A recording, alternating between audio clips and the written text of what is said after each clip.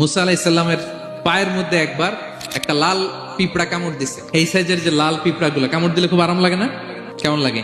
হ্যাঁ, খুব ব্যথা করে, প্রচন্ড ব্যথা করে। তো মুসা আলাইহিস সালামের মেজাজ কি নরম না গরম? খুব তাড়াতাড়ি রেগে যেতেন। এক এক নবীর এক এক অ্যাট্রিবিউটস ছিল, হ্যাঁ, এক এক বৈশিষ্ট্য ছিল। উনি অনেক রেগে যেতেন।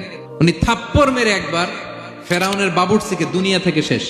তো মুসা আলাইহিস সালামের পায়ের মধ্যে লাল পোকা, লাল পিঁপড়া কামড় দিছে, প্রচন্ড ব্যথা পাইতেছে আর ডলতেছে আর রেগে গেছে।